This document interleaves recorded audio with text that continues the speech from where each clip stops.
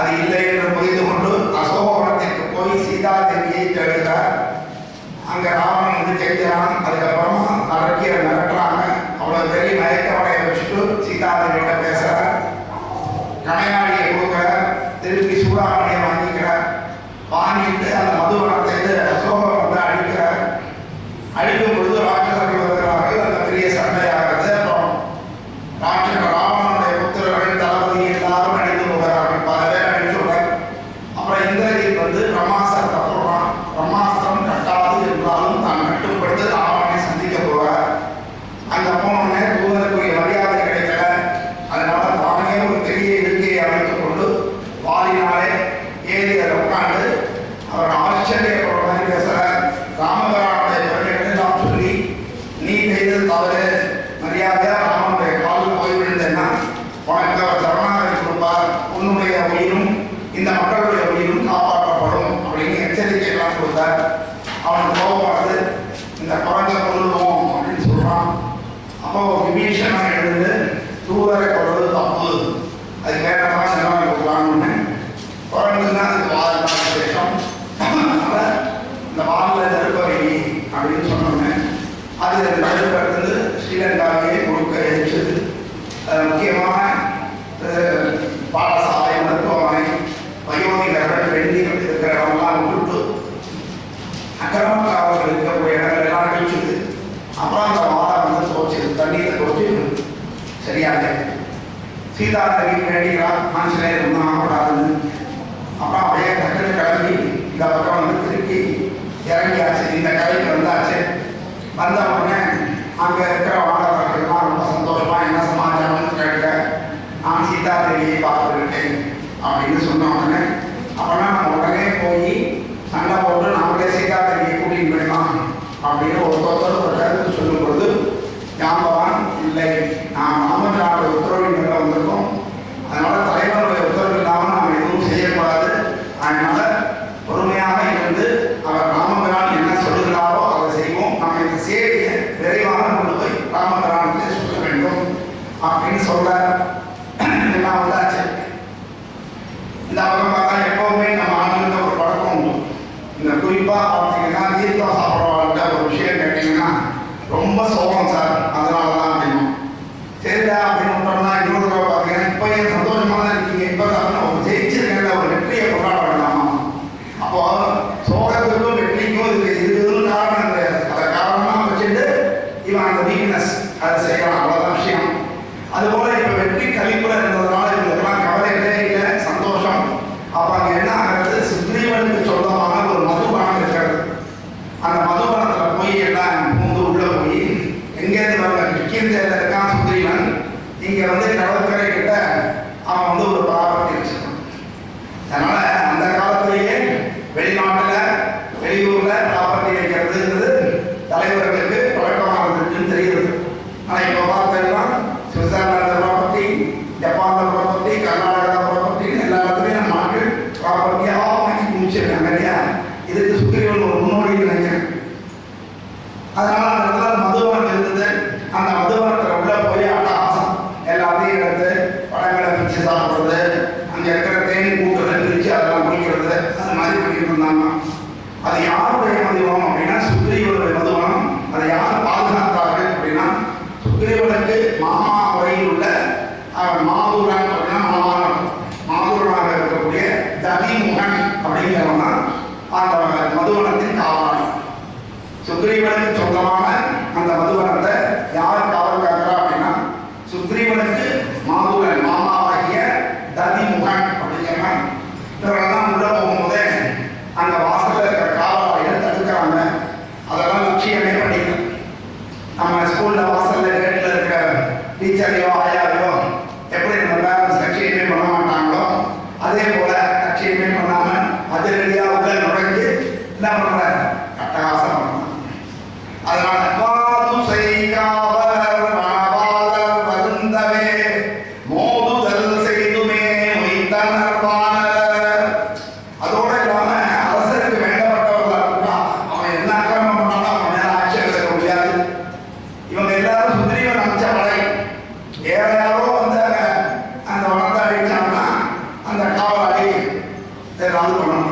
இவங்க ஆளுகளே பண்ணுறாங்க.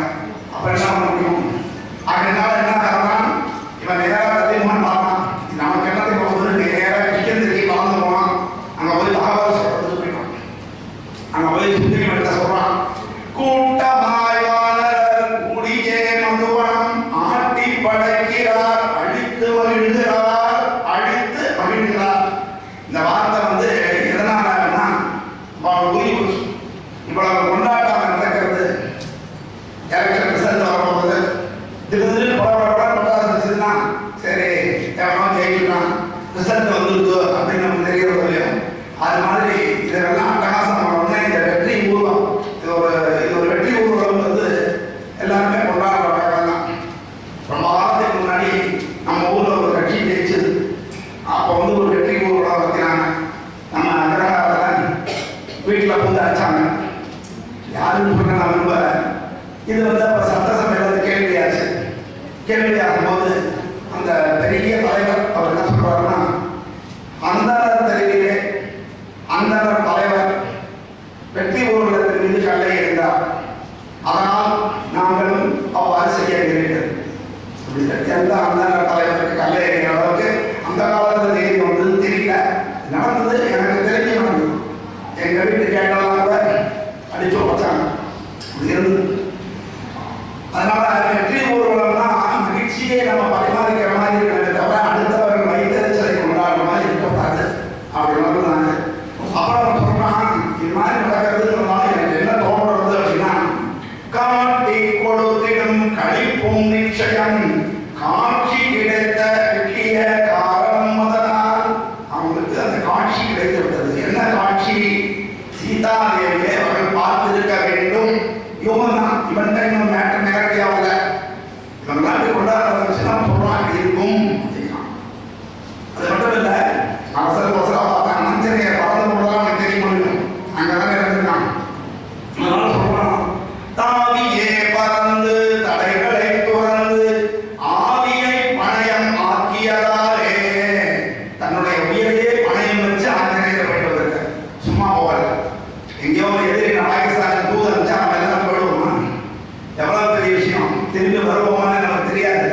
அவன் இருக்கும் பொழுது ஆவியை பணயம் ஆக்கியதாலே பாவியாம் ராவணன் பதுக்கி வைத்த தேவியும் அனுமனால் தேடப்பட்டாள். அந்த பாவி ராவணன், பாவிங்கிறது வந்து நிரந்தரமான சொல் கிடையாது. எப்பொழுதெல்லாம் நம்ம பாவம் செய்யறோமோ அப்பெல்லாம் பாவி. அதனால பாவிங்கிறது நம்ம செய்யற செய்கையினால கிடைக்கிற ஒரு பட்ட பெயர் அவ்வளவு. ஆனால் ராவணனுக்கு மட்டும்தான் யார் பாவம் செஞ்சாலும் நமக்கு வந்துடும். அதனால ராவணன் பதுக்கி வைத்த ஒளிய வச்சிருக்கணும். அந்த தேவியும் அனுமனால் தேடப்பட்டாள் அப்படிங்கிற செய்தியை நமக்கு சொல்லிடணும். எப்பவுமே செய்தி பர்ஃபெக்டா தெரியற வரைக்கும் நமக்கு ஒரு மனுஷன் தெரிஞ்சது. சொல்லிட்டான், சீதையை பார்த்துட்டாங்க போல இருக்குன்னா பார்த்தாங்களா பார்க்கலையா? நேரடியாக பார்த்தாங்க சொன்னாலே நமக்கு டவுட் வரும். யாரோ சொன்னா எப்படி தெரியும்? இப்பவும் கருவில் என்ன நடந்ததுக்கிட்டே போய் சொல்லல, போயிட்டு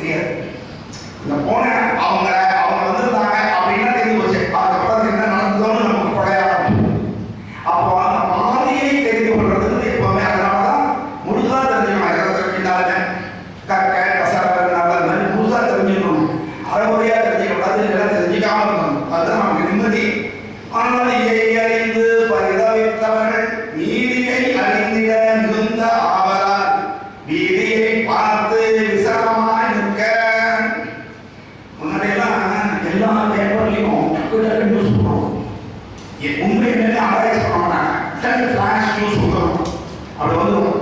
ஆனால் இந்த ஹிந்து மண்டலம்னா யோஜனை பண்ணி விசாரிச்சு உண்மையான நியூஸை மறுநாள் தான் வரும். ஆனால் இப்போ ஹிந்துவும் அப்படி இல்லை, அது நம்ம மாதிரி ஆகிடுது. ஏன்னா சொல்லுவா பழமொழி, அம்மா இருக்கிறவங்கள பவனம் கட்டணும் வைத்தியக்காரங்க அப்படின்னு ஒரு பழமொழி உண்டு. அது மாதிரி எல்லா மீடியாவும் அது ஒரு மாதிரி போயிட்டு இருக்கிறச்ச இவன் மட்டும் இருக்க முடியும். அதனால போயிட்டு இல்லைன்னா லேட் நியூஸ் சொல்லுவோம். இப்போ நியூஸ் அப்படி போச்சு, பறக்க பறக்க சுட சுட வரணும் நியூஸ். அப்போதான் நியூஸ், அப்போதான் ஒரு வாரத்தை பேசிட்டு மறந்துவிடும். அடுத்த நியூஸ் வந்துடுறதுக்குள்ள இது மறந்துவிடும். இது இப்போ இந்த வாரத்துக்கு எனக்கு ஒரு நியூஸ், அடுத்த வாரத்துக்கு நீங்கள் ரெடியாக வேற ஒரு நியூஸ் ஏதாவது. அப்போ இது மறந்துவிடும், எல்லாரும் நல்லவாடாயிடும், நம்ம மாதிரி அடுத்த வேலையை பார்க்க போயிடும். இதான் நம்ம காலகாலமாக மக்களின் மறதி மற்றவர்களுக்கு சௌகரியமாக இருக்கிறது. கானமும் கத்தலும் காற்றில் கேட்டதால் வானவர் தம்முடைய வருகை தன்னை வானர அரசன் வானிலை உயர்த்தி ஞான நாயகன் நற்செவி சாத்தினான். யானை வரும் பின்னே மணி ஓசை வரும் முன்னே ஒரு படம். எங்கேயாவது நம்ம பார்த்தோம்னா வீட்டில் உள்ள உட்காந்துருக்கோம், நீங்க முன்னாடியெல்லாம் சந்தேகம் உடனே அங்கேயாவது வாசல் அந்த 10 பைசா இப்பெல்லாம் 10 பைசா வாங்க மாட்டேங்கிறது. 10 ரூபா கொடுக்கணும், அதுவும் ரூபா தான் வாங்கினா சார் எனக்கு காசு கொடுக்கணும். ஆனால் இப்போ ரூபா கூட வாங்குறது நான். அதனால அப்படி பழக்கப்படுத்திக்கிறேன், ட்ரைனிங் தான்.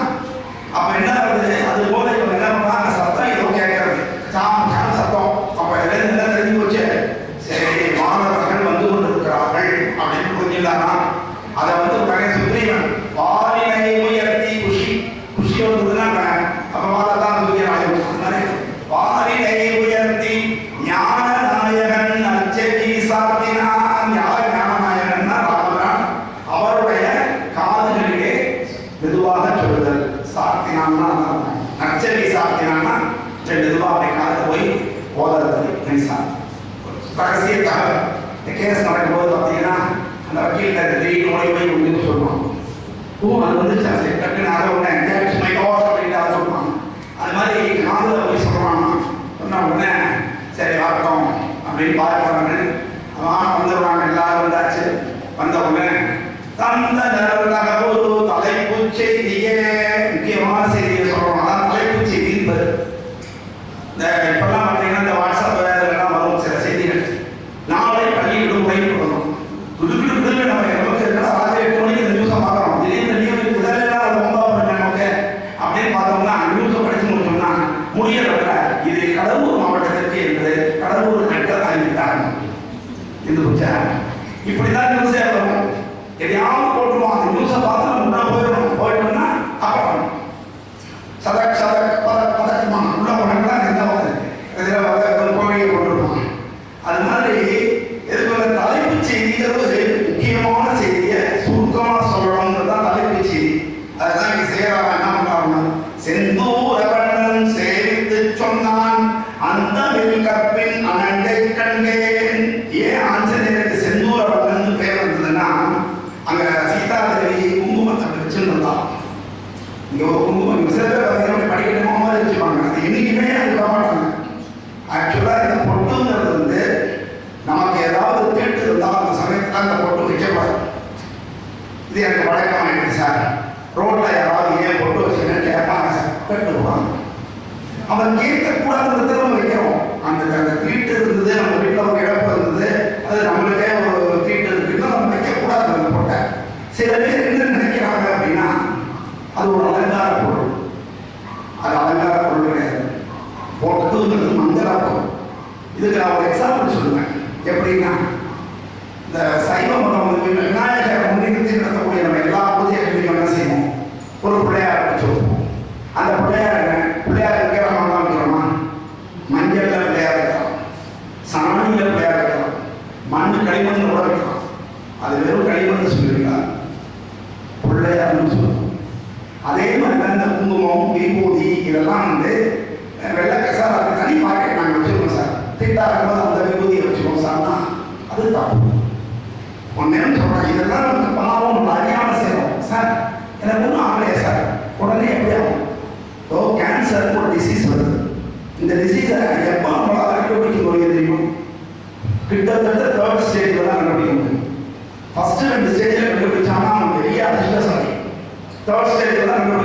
ஒரு சில பேர் தான் க்யூர் பண்ண முடியும். 4 ஸ்டேஜ் எல்லாம் போயிட்டு. அப்போ இந்த கேன்சர் எப்படி வந்தது? நம்மள அறியாம நம்மகிட்ட ஏதோ ஒரு தப்பு சாப்பாடுல இருக்கலாம், பழக்கவழக்கத்துல இருக்கலாம், வேற பொருட்களை நம்ம பயன்படுத்திக்கிறதுனால இருக்கலாம், இதெல்லாம் இருக்கலாம். அது நமக்கு தெரியாது. அப்போ சிறுக சிறுக தான் செய்யலாம். அதனால இந்த மாதிரி சாஸ்திரங்களுக்கு விரோதமா நம்ம நடக்கிற விஷயங்களுக்கு அன்னைக்கு தீர்வு கிடைக்காது. அது பின்னாடி அடிமையா. அதனால தான் சொல்ற கிரகணத்தை சாப்பிட்டா என்ன? சாப்பிடு, என்ன சாப்பிடு. ஏன்னா நமக்கு என்ன பிரச்சனைனா முன்னாடியெல்லாம் எல்லாமே சிஸ்டமேட்டிக் இருக்கிறதுனால கிரகணத்தை சாப்பிட்டாலே நமக்கு என்ன ஆகும் தெரியும். இப்போ ஒரு மாணவன் படிக்கிற மார்க் கிடையாது. என்ன காரணம் சொல்லணும்? அம்மாவை சொல்றதா, அப்பாவை சொல்றதா, ஸ்கூலை சொல்றதா, அவனுடைய ஃப்ரெண்ட்ஸை சொல்றதா, இல்லை அவனையே சொல்றதா? இவ்வளவு காரணங்கள் இருக்க ஒரு பையன் படிக்காம இருக்குது. யாரோ ஒருத்தர் மட்டும் சொல்ல முடியாது. சில பேருக்கு படிப்பு வரும், சில பேருக்கு வேற ஏதாவது வரும். அந்த பையனை போய் படி நாகராஜி சாப்பிடும் இப்போ கையில் கொடுத்தீங்கன்னா அவ்வளோதான், அவன் என்ன செய்வான்? அதனால படிப்பு விஷயத்துல எல்லோரும் ஒரே மாதிரி படிக்கணும், ஒரே மாதிரி ஸ்டாண்டர்ட் இருக்கணும்னு எதிர்பார்க்கக்கூடாது. அதுவே முதல் தப்பு. கல்விங்கிறது அவரவர் விருப்பத்துக்கு அவரவர்களுக்கு எது ஆர்வம் இருக்கோ அந்த துறையில் அவங்க கற்றுனாங்கன்னா நம்ம நாட்டுக்கு நிறைய மேதைகள் கிடைப்பாங்க. அது புரியாம எல்லாரும் பிஎஸ்சி மேத்ஸ் படிக்கணும், சமச்சீராக படிக்கணும், ஒரே மாதிரி படிக்கணும்னா ஹோட்டலுக்கு போனால் இட்லி வேணும், தோசை வேணும், பூரி வேணும், சப்பாத்தி வேணும். சிவா டெக்ஸ்டைல்ஸ் போனாக்க துபாய் துணி பேப்பர்லாம் தெரியாது. பட்டு வேணும், அது வேணும், இது வேணும், வெரைட்டி வேணும், குர்தா வேணும், சுடிதார் வேணும், இட்லி வேணும், வேணும், இதில் எல்லாம் வெரைட்டி வேணும். ஆனால் படிப்பு மட்டும் சமச்சீராக இருக்கணும்னு எப்படி? அதான் வித்தியாசம். படிப்புங்கிறது என்னன்னா அவனவருடைய திறமை, குருவினுடைய திறமை. அவனுக்கு எந்த குரு அமையலாம், இவனுக்கு அதில் எவ்வளோ ஈடுபாடு இருக்கு.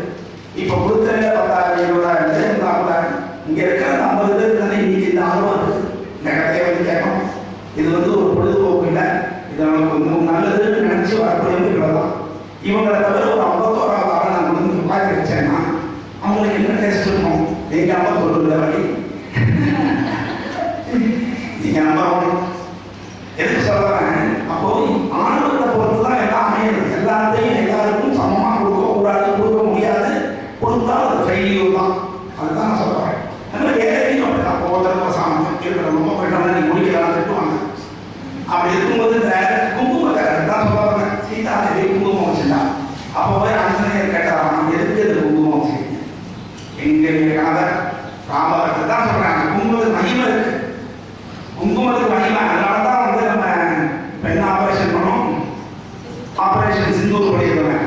அந்த குங்குமத்தை அவன் அடிச்சாடுறதுனால தான் ஆபரேஷன் சிந்தூரே இருக்கு. அவ்வளவு பவர் ஒரு குங்குமத்துக்கு.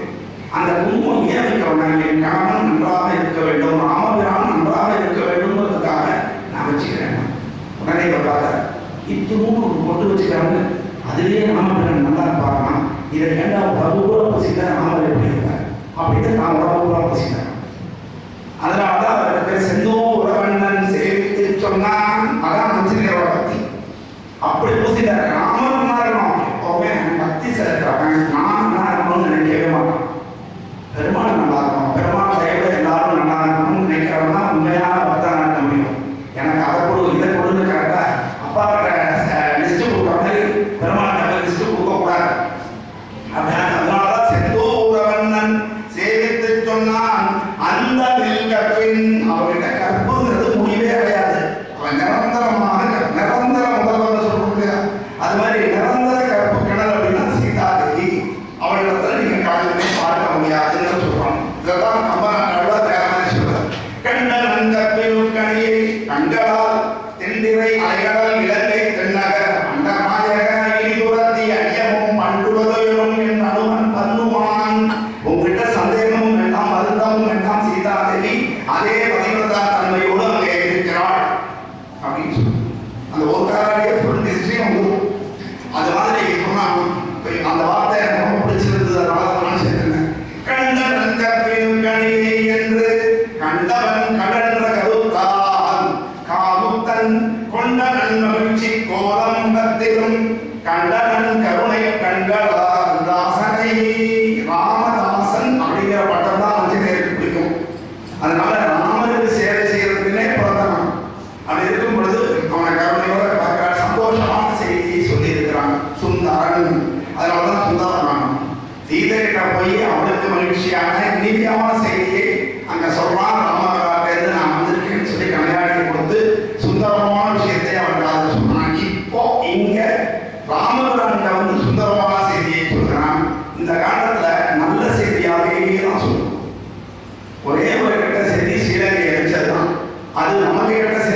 அவங்களுக்கு தான் இன்ட்ரெஸ்ட்.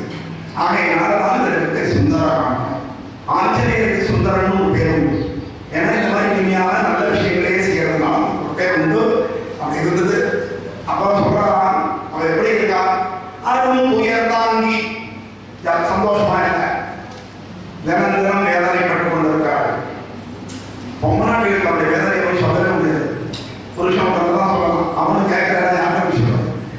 அதனால அருள் உயர்ந்தாங்கி சிற்பமாய் தவமுடை சீதாதேவியை, ஒரு சிற்பம் போல உட்கார்ந்துருக்கா, தவ கோலத்துல இருக்கா. அவ வேற எந்த சிந்தனையும் கிடையாது. ராமா ராமா ராமான்னு எப்ப வருவ அப்படிங்கிற ஒன்றை தவிர அவளுக்கு எந்த சிந்தனையும் கிடையாது.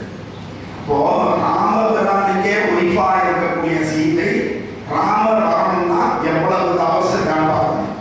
நம்ம என்ன சொல்றோம், ராமா ராமான்னு சொல்லிட்டு ஒரு நல்ல உங்க பெருமாள் வருவாரா, உனக்கு ஃபீஸ் கட்டுவாரான்னு ஒரு கேட்டான்னு சொன்னா இப்படி அச்சு உச்சி கட்டோம்னா பெருமாள் வருவாரா?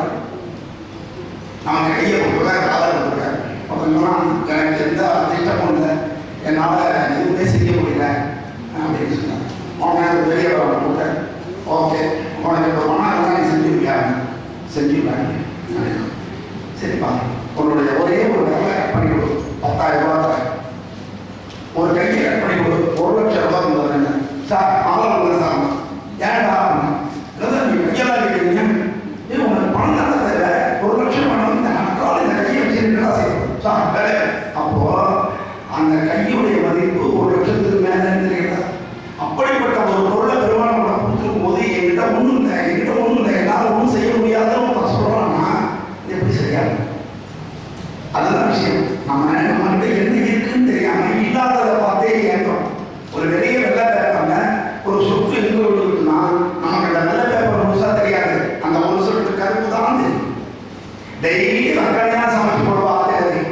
ஒரு நாள் கொஞ்சம் உப்பு கூட போயிடுச்சுன்னா அன்னைக்கு பேசுற பேச்சு இருக்கு, டெய்லி சமைக்கிற அன்னைக்கு ஒரு பேரும் பாராட்ட மாட்டான். அன்னைக்கு ஒரு நாள் பார்த்தா என்ன உப்பு போடுற, இந்த டிவி சீரியல் பார்த்துட்டே போட்டியா அப்படின்னு தான். இதுதான் மனிதனுடைய சுபாவம். நன்றியோடு நல்லதை நினைத்து பார்ப்பதில்லை, கெட்டது நடக்கும்போது மட்டும்தான் சுயீர்வு கோபம் வருது, உடனே அதை எக்ஸ்பிரஸ் பண்ணணும். அப்படி இருக்கு. சொல்ற ஒற்றை பின்னலும் வளரை செயலமும் அற்றை நாள் போல் அழுதனமும் இற்றை நாள் வரை இந்த கோலமே கற்றை சடையால் காலனை தேடுவே. எல்லாத்துக்கும் வெறும் நம்ம ஒரு தடவை பின்னிட்டாலே அந்த தப்பினர். சொல்ல சாஸ்திரப்படி பெண்கள் காலையிலும் சமைக்காகவும் தலையாக மாறி எண்ணெய் குறைச்சி வாரி பின்னி அதில் பூ வச்சுட்டு சுவாமிக்கு விளக்கேற்றி பெரியவங்க சேவிக்கணும். இதுதான் மகாலட்சுமி வருவதற்கான இலக்கணம். எத்தனை பேர் நம்ம செய்யணும்னு வச்சுப்பாங்க. அட்லீஸ்ட் ஒரு ஜெனரேஷன் இருக்கிறவங்களாவது கொஞ்சமாவது செய்யுங்க. அடுத்த தலைமுறை இது வரைக்கும் அந்த தலையை பின்னி நான் பார்க்கவே இல்லை. அந்த மாதிரி ஒரு தலைமுறை உருவாயிடுச்சு. ஒரு படத்துல சூர்யா அருமையா சொல்லுவோம், இதை தலைவி கோபம்னு சொல்லுவோம். அந்த தலையை விரிச்சு போட்டுக்கிட்டு இருக்கிறது எப்போ நான் வீட்டில் ஒரு கெட்ட காரியம் நடக்கும்போது தான் செய்வோம். இதெல்லாம் நம்ம சொல்ல முடியாம இருக்கோம். சொல்லணும் சொல்லுங்க, செய்யாடி பரவாயில்ல. நான் என்ன சொல்றேன், எங்க அம்மா எனக்கு இதை சொல்லி தரவேன்னு நினைக்கிறேன். அந்த குழந்தை சொல்லக்கூடாது. எங்க அம்மா சொன்னாங்க, நான் கேட்கிறேன். எல்லாருமே அவங்க பிள்ளைகளுக்கு பதில் சொல்லக்கூடிய இடத்துல இருக்கீங்க. நல்லா தெரிஞ்சுக்கங்க. நீங்க சின்ன வயசுல செய்யற தவறுகளை நீங்க அம்மா பண்றோம் உங்க பிள்ளைகளுக்கு சொல்லும் போது உங்களுக்கு புரியும். அதனால இந்த குழந்தைகளுக்கு புரியும். நாம பின்னாடி தெளிவாக போகும்போது நாமளும் இந்த அட்வைஸ பண்ணுவோம். அதோடு இல்லாம சயின்டிபிக்கா தலையை பின்னினாங்க, தலை போய் விடுறாங்க, வளரும். ஒரு முக்கியமான விஷயம் இருக்கு, வளர புரிஞ்சுக்கிறது இல்லைன்னா டெய்லி சாப்பாடு கிடைக்கும். அன்பு ரொம்ப அந்யோன்யமாயிரும். அது கிடைச்சுதான் உறவு வளரும், சண்டை தான் வளரும். அப்படி இருக்கு. அற்றை நாள் போல் அழுதாயனும் அதை விட அற்றை நாள் தான். என்னைக்கு அவளை ராவணன் தூக்கிட்டு போனானோ தூக்கின நேரத்தில் அழ ஆரம்பிச்சா இன்னி வரைக்கும் அழுகை நடத்தார். சில பேர் பார்த்தா கொஞ்ச நேரம் அழுவாங்க, யாராவது வளர்ச்சி அழுவாங்க, அப்படி நிறுத்திடும். அது வேணும்னு நினைப்பு இல்லை, தொடர்ந்து இப்படி எழுதுறது.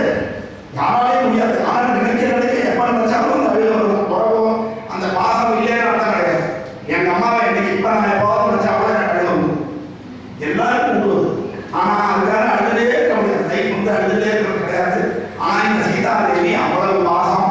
அதனால அடுத்தது இன்றைய நாள் வரை இன்னைக்கு வரைக்கும் அதே கோலத்தில் தான் இருக்கிறாள். அது மட்டும் இல்ல, அவள் தன்னுடைய சபையால தனக்கு ஒரு தற்கொலை செய்து கொள்ள முயற்சியும் செய்தாள். எல்லாமே சொன்னாங்க. எதை சொல்லணும்னு சொல்லணும். நம்ம டீச்சர்ஸ் இருப்பாங்க, ஒரு பேரண்ட் எதையோ ஒரு சொல்லிட்டு இருப்பாரு, என்கிட்ட சொல்ல வாங்குவோம். அது என்னைக்காவது பிடிக்கும். அன்னைக்கு சார் அவ்வளோ முக்கியம் இல்லைன்னு நினைச்சேன் சார். நீ என்னது முக்கியம் இல்லைன்னு நினைக்கிறேன்? உன் காதல் விழுந்தத போல என் காதல போட்டுக்கிறேன். முக்கியம் இல்லைன்னு நான் பார்க்கிறேன் அப்படின்னு நான் சொல்றது வழக்கம். அதுபோல எல்லா விஷயம் அதான் சொல்லின்னு சென்றான். எதை சொன்னா ராமபிரானுக்கு அந்த அவசரம் புரியும் அப்படிங்கிறது தெரியும். முக்கியமான காரணத்தை நம்ம சொல்லணும். வீட்டிலேயே ஒரு பொருளை காணோம்னா நம்ம ஏதாவது சொல்லி சமாளிக்கக்கூடாது. மறந்துட்டேங்க அப்படின்ட்டா தீர்ந்து போச்சு, அந்த சண்டையே வராதுங்க. மறந்துட்டேங்கிறவங்க என்ன செய்ய முடியும்? ஒன்றும் பண்ண முடியாது. ஆனால் அதுக்கு ஒரு சுற்றி வச்சு நீங்க பார்த்துருப்பீங்கன்னு நினைச்சேன், நான் பார்த்தேன்னு நினைச்சேன், அவன் வச்சிருப்பான்னு நினைச்சேன், இப்படிலாம் சொன்னாதான் அது ஆர்குமெண்டா போய் எங்கேயோ போயிடும். சிம்பிள். மறந்துட்டேன், ஏண்டா லேட்டு, தூங்கிட்டேன் சார், என்ன பண்ண முடியும்? ஏண்டா தூங்கிட்டேன்னு கேட்க முடியுமா? என் அம்மா எழுப்பி அதனால உண்மையை சொல்லிட்டோம்னா பாதி பிரச்சனை தெரியும். அதுதான் சொன்னார். கற்பின் நம்ம சொல்ல முடியாது. எப்படா இவர் பார்த்தாலும் இவர் பார்த்துருக்கேன். கற்பின் ஜானகி கருங்குடல் கொண்டு அப்பா அவளுடைய அகற்றிடமே. அப்பதான் சமூகம் தோன்றி அவளுக்கு சரி வேண்டாம் அப்படின்றது. இவர் ஒரு ராமனை பத்தி சொல்லிட்டே வந்தவுடனே அந்த காதல் விழாது. அதனால அந்த தற்கொலை இனத்தை விட்டா அப்படின்னு. அப்புறம் என்ன ஆகலாம், எப்படி காதல் இருக்கா, எதுக்காக காதல் இருக்கா அப்படின்னா, பறவை தாண்டி பரமன் வருவோம், வரவை எண்ணி வாழ்வை தாங்குவே. பறவைனா கடல் தான். இந்த சின்ன இடையினரான்னு சொல்றது. அந்த அசீனம் பண்ணோம்னா அது வந்து பறவைனா கழுகு, புறா, இந்த பறவைக்கு கடல் நட்டோம். கடலை தாண்டி வந்தாலும் வருவான் வந்தான் அப்படின்னு அந்த பறவையே எண்ணி காத்திருக்கா. அதற்காகவே வாழ்கிறாள். ஏன்னா பின்னாடி ராமபிரான் கேட்கிற எவ்வளோ தூக்கினா, நீ ஒரு நல்ல குளத்துல பிறந்தவோ, நீ உடனே செத்துல போயிருக்கணும்னு கேட்கிற. கேட்டா ராமபிரான் எல்லாருக்கும் ஏன்னா நான் முன்னாடிங்கிறதுனால சலுகையை கொடுத்தாங்க ஒரு அவப்பெயர் வளர்த்தார். ராமபிரான் ஒரு மனுஷன், தெய்வம் விடுங்க, தெய்வம் மனுஷன். அவர் ஒரு சக்கரவர்த்தி, ஒரு நாட்டுக்கு அரசன். அப்போ தன் மனைவி செய்தாலும் தவறுதான். அடுத்தவங்க நாளைக்கு ஒரு பஞ்சாயத்து ஒன்று வச்சுக்கோங்களேன். அதனாலதான் பண்ணாங்க கொண்டு போய் விட்டது. ஏன்னா அவங்க எவ்வளவுதான் இதை கேட்கறோம்னா, நாளைக்கு ஒரு பஞ்சாயத்து வரும்போது இவர் தீர்ப்பு சொல்ல முடியாது. உங்க வீடு தான் நம்ம தான் சொல்றோம். அரசியல் கட்சி வேண்டப்பட்டவங்க அவங்க மேல எஃப்ஐஆர் கூட போறதில்லை அப்படின்னு நம்ம சொல்றோமா இல்லையா? ஆனா இதெல்லாம் உழைச்சிட்டு இப்ப இருக்கிற தலைவர்கள் இருப்பாங்க. ஆனா நம்ம ராமபிரான் இருக்கோம். அதனாலதான் ராமரை யாருக்கும் பிடிக்காது. ராமரை ஏன் நம்ம நாட்டில் பிடிக்கல அப்படின்னா, நேர்மையா இருப்பார், ஒடுக்கமா இருப்பார், மக்கள் என்ன சொல்றாங்களோ அது ஏற்ற மாதிரி நடப்பார், ஒரே கொண்டாடியோட இருப்பார். இது எதுவுமே நம்ம ஒத்து வராது. அதனால ராமபிரானை பிடிக்கக்கூடாது. பிடிச்சுதான் நாம இப்படி மாற வேண்டி இருக்கும். அதனால இருக்கக்கூடாது கருத்து. அதனாலதான் ராமபிரானுக்கு எதிர்த்தாப்புல பேஷண்ட் இங்க ஆதி காலத்திலிருந்து நமக்கு பரவப்பட்டு வருகிறது. அதை நம்ம ஒதுங்கிடும். அதனால இப்ப என்ன வருது பார்த்துட்டு என்ன மனுஷனுடைய தெற்க பார்த்து சேவிக்கிறார். ஜென்ரலா நம்ம தெற்க பார்த்து சேவிக்கிறோம். இங்க அயற்கை வடக்க தெற்க. அதனால பெருமாளை நேருக்கு சேவிக்கக்கூடாது, கிழமையெல்லாம் சேவிக்கணும். அது நம்ம தெரிஞ்சவர்களுக்கு தெரியும். அதனால எப்பவுமே நம்ம தெற்க பார்த்து சேவிக்கக்கூடாது. எப்போ சேவிக்கணும்னா, நம்ம வீட்டுல இருந்து யாராவது புறப்பட்டு தைகுண்ட பதவி அனுப்பிட்டாங்கன்னா அப்போதான் தெற்க பார்த்து சேவிக்கணும். ஏன்னா அவரோட தெற்க யமபட்டணத்தை நோக்கி செல்வதாக ஒரு கருத்து. அதனால அப்போ மட்டும்தான் சேவிப்போமே தவிர மற்ற நம்ம தெற்க சேவிக்க மாட்டோம். ஈரத்துணியோட சேவிக்க மாட்டோம். தலையை வச்சு சேவிப்போம். நீங்க எல்லாம் நீங்க நினைச்சு பாருங்க சார், எப்படியாவது பார்த்துருப்பீங்க. இவ்வளவுத்தையும் நேற்றுடைய செஞ்சா உங்க வீட்டில்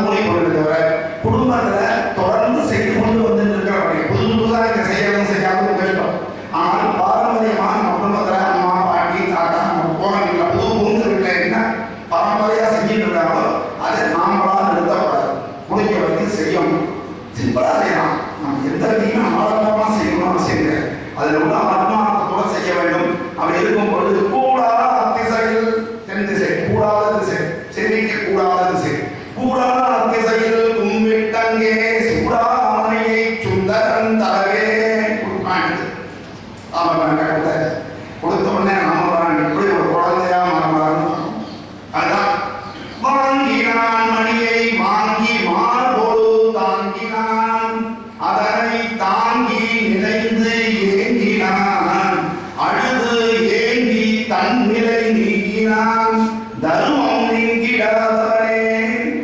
எப்பவுமே ஸ்டடியா இருப்பாங்க. சொன்னோம் இல்லையா, உனக்கப்பட்ட விஷயம் சொன்னோம்.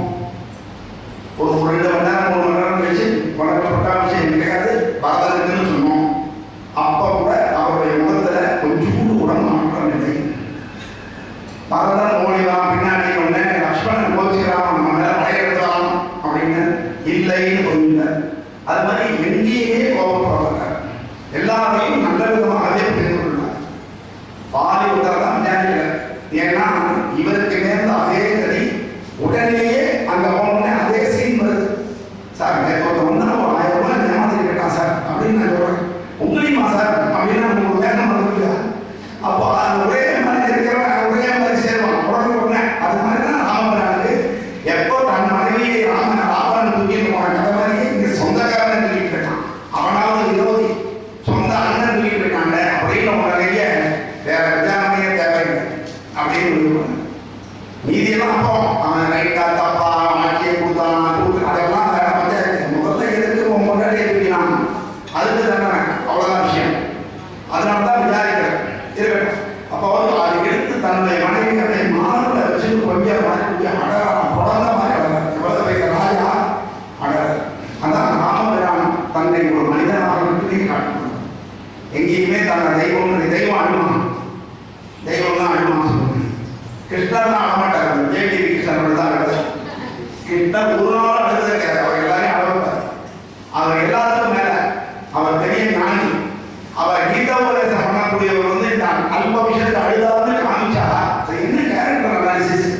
கிருஷ்ணர் அப்படியா ராமரை காட்டுங்க அழுதா போறா எல்லாமே உண்டு. ஏன்னா அவர் சத்தியம் பண்ணுறாரு. நான் மனுஷனா வந்திருக்கேன், மனுஷனாவே இருப்பேன், என் பவரை காட்ட மாட்டேன் அப்படிங்கிறதான் பெருமாளுடைய அம்சம். அதனால அவர் அழுதார் அப்படிங்கிறது உண்மை. அப்படி ஆச்சு. ஆனால் என்ன இப்ப தன் நிலை நீக்கினான். அதாவது வருத்தமும் படக்கூடாது, சந்தோஷமும் படக்கூடாது. இதுதான் சரணாகதியுடைய தத்துவம். வைஷ்ணவத்துல விஷ்ணுவினுடைய அடியார்களுக்கு எந்த துன்பமும் நேராது, நவகிரகம் அதை வகையில் பாதிக்காதுன்னு சொல்றோம். இதுக்கு என்ன அர்த்தம் தெரியுமா? நம்ம அதையும் தப்பான அர்த்தம். அவர் நம்ம எந்த கெடுதலே நடக்காது அப்படின்னு நம்ம நினைச்சோம்.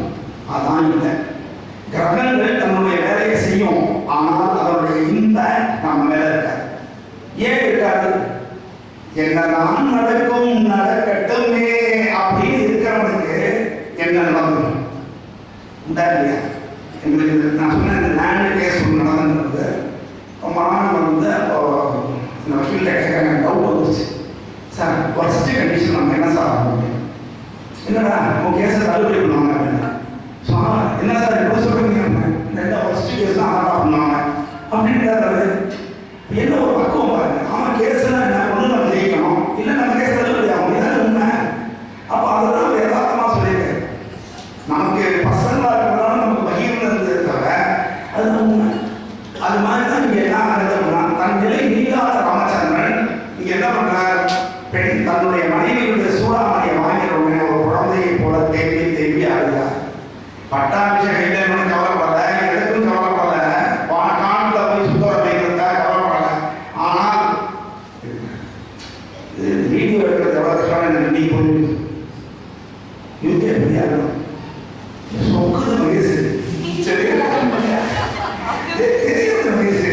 இதை மீறி நான் தைரியமா பேசுறேன்னா என் நிலைமை நீ நினைச்சு பார்த்தியா? நீங்கினான் தர்மம் நீங்கிடாதவனே. நான் பேசுறது இது கேட்கறதா கட்டம். தர்மம் நீங்கிடாதவன் அப்படின்றது ராமன் தான். அவன் என்ன பண்ணான்? இதே மாதிரி கணையாணி கொடுத்தாங்க.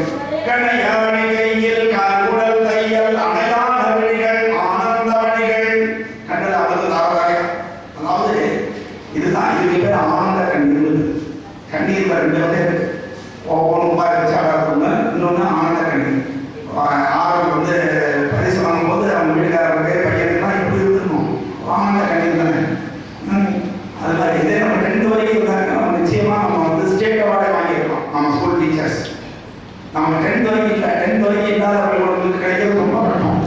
அதுதான் விஷயம். ஏன்னா அவங்க ரிப்போர்ட்டு பாஸ் பர்சன்டேஜ் எல்லாமே நிறையா ஆஸ்பெக்ட் அதனால தப்பிச்சுட்டாங்க. அப்படி இருந்தது 8 மணி நேரம் டியூட்டி. அப்படி இருந்தது. அவளும் வருத்தப்பட்டா, சுவாமியும் வருத்தப்பட்டாரா. அப்பதான் இதில் என்ன ஒரே ஒரு வித்தியாசம் அப்படின்னா, சீதா தேவி எந்த ஹோப்பும் இல்லாததான். அவ கையில கடையாளி கிடைச்ச உடனே பாசிட்டிவ் எனக்கு கிடைச்சிருக்கு, ராமன் வந்துருவான் அப்படிங்கிறதுனால அவ துணையாக வாங்கியே துள்ளிகள் தாங்கியே துள்ள முடியதவா. ஏன்னா ராமபுரானே வந்த மாதிரி அவளுக்கு ஒண்ணுமே இல்லாத தெற்கு தெரியாத காட்டில் இருக்கக்கூடியவளுக்கு ஒரு சின்ன மொழி கிடைச்சாங்க, அவளுக்கு சந்தோஷம். ஆனா ராமனுக்கு அப்படி இல்லை, சூடா அப்படி வந்துருக்கு. இத்தனை நாள் கூட என் பொண்டாட்டி எந்த இருக்கான்னு தெரியல சொல்ல முடியும், இனிமே சொல்ல முடியும். இங்க இருக்கா, ஒரு மாசம் தான் இருப்பா அப்படின்னு கெடுவும் கொடுத்தாச்சு. இனிமே அவருக்கு டென்ஷன் ஆரம்பிச்சிச்சு, ஆண்டு விழா ஆரம்பிச்சு பண்ண மாதிரி. அதனால என்ன இருக்கான், எப்படியாவது போய் அவளை பார்க்கணும், கண்டுபிடிச்சு திருப்பி அவளை மீட்டு கொண்டு வந்தால்தான் ராமபிரானுக்கு சந்தோஷம். அதனால அவர் அழக சீதை சந்தோஷம். அதான் விஷயம். அப்புறம் பார்த்தா எப்படி இருந்துதான் கழுக அப்படின்னா, கண்டு நினைந்து கடுலும், கடவுள்னு சொல்லக்கூடாது, அத்தனை அர்த்தம் வரும். கடலும்னா ஓடி போகணும், காட்டின்னு ஓடுறது. கன்று அழுகு, கன்று நினைந்து கடுலும் பசு போடலாம், ஓடி போய் அழுது அது பால் கொடுக்குமா. அப்படி இருக்குமா பசுமாடு. பசுமாடுக்கு அறிவு ஜாஸ்தி. இந்த மனுநீதி சொல்லணும் தருதான். அப்போ ஒரு கண்ணுக்குட்டியை அவன் பையன் தேர்வில் ஓட்டி அடிச்சுடும். தமிழ்நாட்டு அரசன் நல்லா தெரிஞ்சுக்கணும், தமிழ்நாடு இந்த வடக்கரை அரசன், தமிழ்நாட்டு அரசன் மனுநீதி சொல்லன் அவனுடைய பையன் தேர்காலில் ஒரு கண்ணுக்குட்டி அடிச்சுடுவான். உடனே அந்த பசுமாடு ஓடி வாசல்ல ஆராய்ச்சி மணி கட்டியிருப்பான், அந்த மணி அடிக்கும். அடிச்சப்பறம் பின்னாடியே போவான். அன்னைக்கு யார் பண்ணா, இவன் பையன் என்ன பண்ணல, அவனை பழக்க வச்சு இவன் தேர ஓட்டி அந்த பையன் எடுத்துவோம். அப்போ எவ்வளவு நேர்மையான ஆட்சியாளர்கள் நம்ம தமிழ்நாட்டில் இருந்திருக்காங்க. இந்த வரலாறு சொன்னா பரவாயில்ல. இப்ப தமிழனுடைய வரலாறு வெறும் 200 வருஷத்துக்குள்ள இருக்கு. ஒரு 3-4 தலைவர்கள் தான் தமிழ வரலாறு ஆரம்பிக்கிறது. ஆனா அவங்க யாரும் தமிழர்கள் கிடையாது. அதனால தமிழ்நாட்டினுடைய வரலாறு ரொம்ப பெருசு. பழச படிங்க. உங்களுக்கு பாடத்தெல்லாம் கொடுக்க மாட்டாங்க. நீங்க லைப்ரரி போங்க, பழைய புத்தகங்கள் எடுங்க, ஆச்சாரங்கள் கதையை படிங்க. அப்பதான் உங்களுக்கு புரியும் எத்தனை பேர் தமிழுக்காகவும் தமிழ்நாட்டுக்காகவும் உயிரை விட்டுருக்காங்க. இந்த மதுரையில வைத்தியநாத ஐயர் அப்படின்னு ஒருத்தர், அவர் தான் முதல்ல தாழ்த்தப்பட்டவர்கள் கோவிலுக்குள்ள வரணும்னு சொல்லி கூட்டிட்டு போனது தமிழ்நாட்டில். இந்த வரலாறு உங்களுக்கு தெரியுமா? தெரியாது. ஏன்னா ஐயர் கதையை சொல்லக்கூடாது. ஐயர் செய்கிற அயோக்கியத்தனத்தை தான் சொல்றதுக்காக அவர் செய்கிற நல்லதை அப்படித்தவரை கூட சொல்லிடுறாரு. நான் ஐயர்ன்றதுனால சொல்ல, உண்மையை சொல்ல முடியும். அவர் தான் முதல்ல தமிழ்நாட்டில் தாழ்த்தப்பட்டவரை கோவிலுக்குள்ள கூட்டிட்டு போகுது. ஆனால் பேரு வேற யாரோ போகிறோம், வேற யாரோ தான் அவ்வளோ பண்ணலை. அது அப்புறம் அது நம்ம பாலிடிக்ஸ் சாப்பிட பேச முடியாது. பண்ணதை சொல்லுவாங்க, பண்ணாததை நாமே சொல்லுவாங்க. அப்படி இருந்தது. அப்போ இந்த பசுமாடு சொன்னா அந்த மாதிரி பண்ணலாம் அப்படின்றதுனால அது பழங்காலத்து கதை சார், ஏதாவது இப்போ சொல்லுங்க அப்படின்னு சொன்னீங்கன்னா, லேட்டஸ்டாக ஒரு வீடியோ போட்டிருந்தாங்க. ஒரு ஆக்சிடென்ட்ல ஒரு கண்ணுக்குட்டி அடிபட்டு வெட்டரி ஹாஸ்பிட்டலில் வச்சிருக்காங்க. அதனுடைய அம்மா தினந்தோறும் 4 தடவை அந்த பசுமாட்டை கண்ணுக்குட்டிக்கு பார்த்து கொடுத்து திரும்பி போகும். இந்த வீடியோ போடுறோம். கிழக்கா எஸ் நல்ல வேலை ஊர் வந்து போச்சு. யாராவது சொல்லிக்கலாம், அதை சொல்லிட்டீங்க. ஸ்ரீலங்காவில் நடந்திருக்கு இப்போ 1 வீக் பேக். அப்போ அதுதான் பயமை. ஆகவே இதெல்லாம் எல்லா காலத்திலும் உண்டு, பொய் கிடையாது. அதுதான் சொல்லுறாங்க. கண்டு நினைந்து கடுலும் பசுபோல் அன்று மானை அடித்ததாலோ இன்று என் மானை இழந்தேன். அன்னைக்கு மாரீசன் பொய்மானாக வந்த பொழுது லட்சுமணன் சொல்றான், இந்த மாதிரி பொய்மான் கண்டமான் கிடையாது அப்படின்னு சொல்றான், சின்னவனா இருந்தாலும் கூட. ஆனால் இல்லாதது இல்லை, இளங்குவரான்னு இவர் சொல்லிவிட்டு அந்த மான் பின்னாடி ஒரு சீத்தை கேட்டான். எப்படி கேட்டதெல்லாம் வாங்கி போடுறாளாவது கண்டிப்பான புதுசாது இல்லையா? அவ கேட்டான், கிருஷ்ணராவது பரவாயில்ல, மாமா பாரிஜாத செடி வேணும், கொடி மரம் பண்ணணும்னு போய் எடுத்துட்டு வந்தார். ஒய்வு சொன்னா கேட்கறத கிருஷ்ணர். ஆனா இந்த ராமன் கேட்க மாட்டார். அந்த ராமன் இந்த மான் பின்னாடி ஓடி அந்த மானை அடிச்சவாட கர்மா தனக்கே வேலை செய்யும். யார் எது பண்ணாலும் ரிப்பீட் ஆகணும்.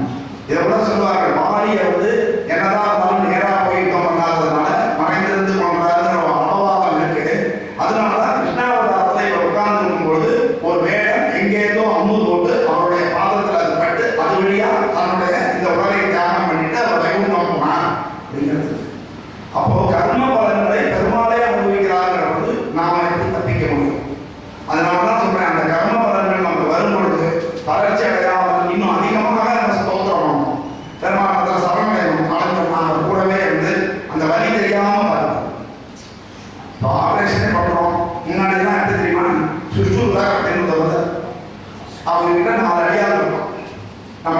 சிகிச்சை பண்ணணும்னா கூட்டிட்டு போய் அந்த பெஞ்சில் படுக்க வச்சிருவாங்க.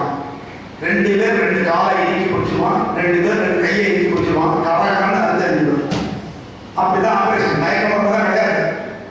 இன்னைக்கு அதெல்லாம் இல்லையே.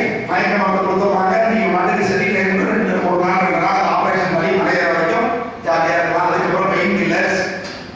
கொஞ்சம் கூட நம்ம கஷ்டத்தை அனுபவிக்க கூடாது அப்படின்னு நினைக்கிறதுனால நம்ம மீண்டும் மீண்டும் கட்டணத்தை அனுபவிக்கிறோம். அதுக்காக மருத்துவமனையில் போய் நீங்க இதே கொடுக்காம செலக்ஷனே கொடுக்காம எனக்கு ஆபரேஷன் பண்ணுங்க நம்ம சொல்ல முடியாது. சொல்றேன் அப்படியெல்லாம் இருந்துருக்காங்கன்னு சொல்ற மாதிரி கட்டம் அப்படிங்கிறது எல்லோருக்கும் வரும். அதனால நாம கடவுளை வெறுக்கக்கூடாது. அந்த நேரத்தில் தான் அவரிடத்துல அதிகமாக போகும். கட்டம் வந்து யார்கிட்ட போய் கேட்பீங்க? அவர்கிட்ட கூட கேட்கறதா யார்கிட்ட போய் கேட்கலாம்? அவர்கிட்ட போய் முறையிடுங்க, என்னை காப்பாற்றுறான்னு சொல்லுங்க அப்படிங்கிறது தான். அப்படி இருந்தது. அதுக்கப்புறம் பார்த்தா சிறை இருந்தால் தன் சீர்புகு. இதை படிக்கும்போது சிறை இருந்தால் தன் சொல்லுவோம், சிறை இருந்தால் தான் சொல்றோம். அவன் ஜெயிலுக்கு போனா தான் நீ பெரிய ஆளு அப்படிங்கிறது இப்போ உள்ள காலம். முதல் தகுதி நீங்க அரசியல்வாதி ஆகணும்னா எத்தனை தடவை ஜெயிலுக்கு இருக்க, எத்தனை போராட்டத்தில் பங்கேற்க, எத்தனை பேர் அடிச்சிருக்க, இதெல்லாம் தான் நம்ம மெயினாக சொல்லுவோம் இல்லையா? அப்பதான் தெரியாது. அது மாதிரி சிறை இருந்தால் தன் அப்படிப்பட்ட சிறை இருந்தவர்களுடைய ஏற்றத்தை சொல்லுவது. சீர்மிகு ஏற்றம் குறையின்றி சொல்லுக ஊர்மிகு அறிவனே. இன்னும் கொஞ்சம் டீட்டெயில்ஸா சொல்லுமா அவளை பத்தி அப்படிங்கிற. சீதா இந்த ராமாயணத்துக்கே இன்னொரு பேர் உண்டு. சிறை இருந்தால் ஏற்றம் சொல்ல வந்த காதை. ராமாயணத்துக்கு என்ன பேருனா சிறை இருந்தால், இது ராமனுடைய கதை இல்லை, சீதையுடைய கதை. சிறை இருந்தால் ஏற்றம் சொல்ல வந்த காதை அப்படின்னு இருக்கு. அதனால சிறை இருந்தால் தன் சீர்மிகு ஏற்றம் உரையின்றி சொல்லுக பூர்மிகு அறிவனே. நீ ஒருத்தன் கரெக்டா சொல்லுங்க. தெளிவா வரும்போது நம்ம அப்படிதான் பண்ணுவோம். கொஞ்சம் இன்டெலிஜென்டான பையனா எழுப்போம். அப்பதான் கேட்கற கேள்வி டக்கு டக்குன்னு பதில் சொல்லுவோம். இல்லைன்னாக்கா நான் இப்பதான் பெரும்பாலும் நீ வசதி கிளாஸ் எல்லாம் விசிட் பண்ணுறதா தெரியல. ஒரு கவர்மெண்ட் ஸ்கூல்ல பண்ணுறாங்களோ தெரியல. இல்லையா? சிவாஜி படம் தான். நிறை உடை சீதை நியமித்தமையே நிறைவேற்றிடலாம் நிலை பெயர்வோமே. சீதை என்ன சொன்னாலோ அதை செய்வோம். அவன் என்னெல்லாம் செய்யிருக்கா, 1 மாசம் தான் இருப்பேன் இருக்கா, அவனை கொண்டு என்னை காப்பாத்து, வெறுமனை நீ மாட்டு தூக்கி வரதான் ஒத்துக்கமானு இருக்கா, அதெல்லாம் நம்ம செய்வோம், உடனே ஆரம்பிப்போம் அப்படின்னாராம். அப்பதான் இன்னொரு கேள்வி கேட்கிறார். இன்னும் உசுப்பேர் தவறுன்னு ஒன்று இருக்குல்ல, அதை பண்ணணும். அதனால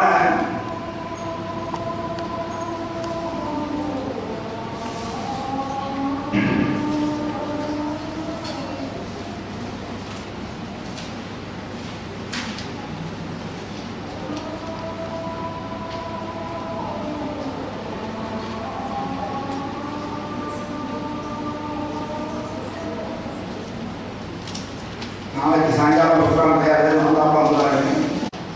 காகம் முற்றிலுமோர் கண்ணில வாக்கியே. முன்னாடி சொல்ற இடத்துல ஒரு இதே வசனம் வரும். அங்க காகம் முற்றிலுமோர் கண்ணில வாக்கியே இருக்கும். இங்க வாக்கியே ஏகாரம் ஸ்ட்ரெஸ் அழுத்தி சொல்றது. அவ்வளவு வேலையெல்லாம் பண்ணியா அப்படிங்கிறது அவன் கேட்கறாங்க. அப்ப உடனே பிரம்மாசரத்தை தூக்கி போட்ட. இப்ப ஏன் சும்மா இருக்க? அவன் வெறும் கொத்திட்டு போனதே அவனுக்கு அவ்வளவு பெரிய தண்டனை. இன்னைக்கு கொத்திட்டே போயிட்டான். அதுக்கே தண்டனை இல்லையா அப்படின்னு சீதாவை கேட்கிறாங்க. அதுதான் காகம் முற்றிலுமோர் கண்ணில வாக்கியே வேதம் காட்டிய வீரம் எங்கே. அந்த வீரம் எந்த போச்சு? அதாவது அவர் சொன்னாதான் அவருக்கு ஞாபகம் வரும். அவங்க ஞாபகப்படுத்துறாங்க. வேகத்தை உருவாக்குறாங்க. ரொம்ப சாப்பிட்டா பரவாயில்ல, ஹாப்பியா நம்ம மாட்டு இருக்கோம் அப்படின்னு நினைச்சிடக்கூடாது. மோகம் கொண்டிருக்காங்க. அந்த ராவணனுடைய யூகம் எல்லாம் பொய்த்து போக வேண்டும். அவன் என்ன நினைக்கிறான்? சாதாரண மானிடர், இவர்களால் என்ன செய்ய முடியும் அப்படிங்கிற திமிர்லாம் இருக்கான். அந்த எண்ணம் பொய்த்து போக வேண்டும். யாரையுமே நம்ம ஆட்சேபப்பட்டார். சிறு துரும்பும் பல்குத்தொகையும் பழகும். எது வேணாலும் நமக்கு இடைஞ்சல் பண்ண முடியும். நம்ம யாரையுமே ஆட்சியப்படுத்தி அவமானப்படுத்தி அதெல்லாம் அது என்னைக்கு வேணாலும் இருக்கு. ஆகையினால என்ன ஆகுது? யாகம் தண்ணியில் அவருடைய ஒவ்வொரு தலையா அறுத்து யாகத்தில் போடுற மாதிரி போட்டு எண்ணெய் கூட்டி கொண்டு போக வேண்டும் அப்படின்னு சொல்லியாச்சு. கெடுவும் கொடுக்குறான். இவரே சொல்லிட்டார். ஏன்னா சீதா தேவி சொல்லியிருக்காருயா, அவன் 2 மாசம் அவன் டைம் கொடுத்துருக்கான். ஆனா அது 2 மாசமா 1 மாசமா நமக்கு டவுட். எதுக்கும் எச்சரிக்கை இருக்கணும்ன்றதுனால ஆஞ்சநேயர்கிட்ட சொல்லி அனுப்பினது என்னன்னா 1 மாசம்னு சொல்லு அப்படின்னா. எவ்வளவு விசுவாசமா இருக்காரு. நம்ம எல்லாம் சொல்லுவோம், அவனை 2 மாசம்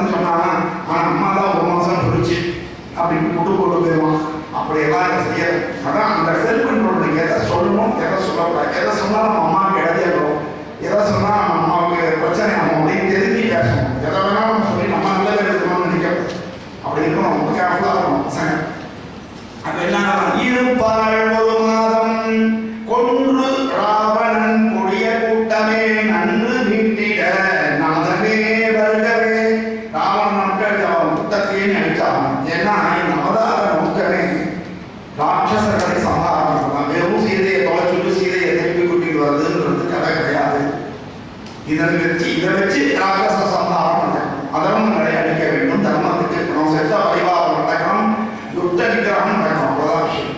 மகாபாரத யுத்தம் ஏற்பட்டதுன்னா வெறும் பாஞ்சாலியை வச்சோ வெறும் பஞ்சபாண்டவர்களுக்கு இடம் கொடுக்கறதுனால ஒரு காரணம். சில இடங்கள்ல பார்த்தீங்கன்னா ஒருத்தன் போய் ஒருத்தனை அடிக்கணும் அப்படின்னா சும்மா போறது தெரியாம வேணும்னு ஒரு நீடிப்பான். இடிச்சவங்க ஏண்டா இடிச்சாமா அது ஆரம்பிச்சோம் தகராறு போல தாக்கிடுவாங்க. அப்போ ஒரு காரணம் வேணும் சண்டையை ஆரம்பிக்கிறது. அவ்வளவுதான். அதனால இந்த நோக்கம் வந்து துஷ்ட நிகிரகம் பண்ணணும் அப்படிங்கிறது. அதனாலதான் கொன்று ராவணன் கொடிய கூட்டமே, அந்த கூட்டத்தையே அழிக்க வேண்டும். கொடிய கூட்டம். அதனாலதான் விபீஷணன் அவன் கொடியவன் கிடையாது. அடுத்தவருக்கு ஹிம்சை பண்றவங்க கொடியவன். அவ்வளவுதான், வேற ஒண்ணும் கிடையாது. ரைட். சேதி தெரிந்ததும் சேவையில் தங்கிய ஆதி மூலமாம் ஆதி என்கிறைவில் மோதி தீயோர்க்கும் மோட்சம் நல்குமே நீதி வழங்கியே நினையும் சேருமே. சேவையில் தங்கியன்னு ஏன் சொல்றோம் அப்படின்னா வைகுண்டம்ங்கிறது ரொம்ப தூரத்தில். அதனாலதான் பெருமாள் அங்கேருந்து வர முடியுமோ இங்கே வந்து பார்க்கடல்ல வந்திருந்தார். அப்புறமும் அதுக்கு கீழே இறங்கி அவர் அவதாரங்களாக அதுக்கு கீழே இறங்கி வந்து அவர் விக்கிரகங்கள் மூலமாக அதுக்கப்புறம் முந்தரியாமையாவே இருக்கார். நமக்குள்ள இப்படி 5 வருடங்கள் பெருமாள் இருக்கிறதாக ஐதீகம். ஆனா நமக்குள்ள இருக்கிற பெருமாள் நம்மளால உணர முடியாது. வெளியே அச்சாவதாரத்தில் இருக்கிற பெருமாளையே நம்மளால உணர முடியல. அவர் வெறும் கல்லுன்னு நினைக்கிறோம். கையெடுத்து கும்பிடுற ஒரு செகண்ட் தான் அவர் சாமியா தெரிகிறார். அதுக்கப்புறம் அவரை பத்தி யாரும் கவலைப்படுறது கிடையாது. உண்டா இல்லையா? இந்த அந்த பக்தி நம்ம வரல. ராமானுஜா சொல்றார், விக்கிரகங்கள்ல பெருமாள் இருக்கா? அது விக்கிரகம் கிடையாது. அந்த ஃபீல் நம்ம வரும். அது வந்து வெறும் கல்லு கிடையாது. அப்படின்னு நினைச்சால்தான் பெருமாள் இல்லைன்னா இருக்க மாட்டாங்க. அப்படி இருக்கு. அதுதான் கேட்டாங்க, என்னையா கல்லையும் மலையும் கும்பிட்டு இருக்கீங்க அப்படின்னு ஒருத்தர் விவேகானந்தர் கேட்கலாம். ஒரு ராஜா, அதுக்கு ராஜா என்ன செஞ்சார், இந்த சேவகரை விட்டு அந்த ராஜாவுடைய போட்டோ எடுக்கணும்னு சொன்னார். எடுத்து வந்துட்டு அந்த சேவகனையே கூப்பிட்டு இதை எச்சத்தை போடுறீங்க. ஐயோ எங்க ராஜாவும் வேற, ராஜா இங்கே இருக்காரா, இங்கே துப்பு அப்படின்னா அது ராஜாவுடைய போட்டோ அப்படின்னா ராஜா இருக்காருன்னு தான் அர்த்தம். அதே மாதிரி தான் பெருமாள் காண்பித்தாங்க. எவ்வளோ சிம்பிள் எக்ஸாம்பிள் தான். அப்படி சொல்லி கொடுத்தாரு விவேகானந்தர். எவ்வளோ பெரிய ஞானம். அந்த மாதிரி புரிஞ்சுக்கணும். அப்படி இருந்த பொழுது என்ன, அதனால சேவையில் தங்கிய அங்கே இருந்தாலுமே அவன் எப்படிப்பட்டவன் தெரியுமா? இந்த கஜேந்திரன் கூட்டான் ஆதி மூலமே 2 தடவை தான் கூட்டான். அதனால ஃபாஸ்டஸ்ட் ஃபிளைட் கருடன் அதை எடுத்து சல்லுன்னு. அதனால தான் கருட வாகனம் வச்சிருந்தார் பெருமாள் ஃபாஸ்டா. அதனால கருட வாகனம் சேர்க்கிறது ரொம்ப விஷயம். கருடன் வந்து வேதத்துக்கு சமமானவன், அந்த வேதத்துக்கும் மேம்பட்டவன் எம்பெருமான் அப்படிங்கிறதால தான் கருட வாகனம் சேர்த்தா புண்ணியம்னு சொல்லிட்டு. கருட வாகனங்கிறது ஒரு பறவை மேல உட்காந்துருக்காரு. அப்படி எடுத்தான் ஒவ்வொன்றுக்கும் ஒரு ஐடியா இருக்கு. நம்ம ஐயரும் சொல்றதுல நம்மளும் கேட்கறது. நம்ம தூரம் கேட்டு பிடிக்கி பிடிக்கி பிடிக்கி போட்டு அவர் ஊரை சொல்ல வாங்கிட்டு போயிட்டே இருக்கும். நமக்கே விசாரம் இல்லை. நம்ம மதத்தில் உள்ள தாற்பயங்களை புரிந்து கொள்ள நேரம் இல்லை, பக்குவம் இல்லை. அதை சொல்லித்தரதுக்கே பாடு உதவி போச்சு. அதான் விஷயம். அவருக்கும் சொல்றது இல்லை. அவங்க என்ன பண்ணி கேட்கலாம், நான் போயிட்டு அவ்வளோதான். இன்னும் பெரிய கோவிலாம் போயிட்டா பெருமாளை பேசவே முடியாது. திருப்பதியில் எந்த ஐயத்தை பேசுறது முடியவே முடியாது. அவ்வளோதான். அப்படி இருக்கும்பொழுது என்ன ஆனா மோதி தீயோருக்கும் மோட்சம் நல்குமே. தீயவன் கெட்டவன் கிடையாது. அவனுடைய கர்மபலன் முடிஞ்சுட்டான், அவனுக்கும் மோட்சம் கொடுத்தான். ஏன்னா அங்க வைகுண்டத்தில் பரக்கடல் இருக்கும் பொழுது ஜெயவிஜயர்கள் 3 ஜென்மால பெருமாளை எதிர்த்து கெட்டவர்களாக அவதாரம் பண்ணி சேரணும்னு சொல்லியிருக்காரு. அதனால யார் அப்படி இருந்தாலும் திருந்திட்டால் அவர்களுக்கு நன்மை செய்தார். அதனால இருக்கு நீதி வழங்கியே நினைவும் சேருவேன். பிரகலாதனுக்கு எப்படி கொடுத்தார்?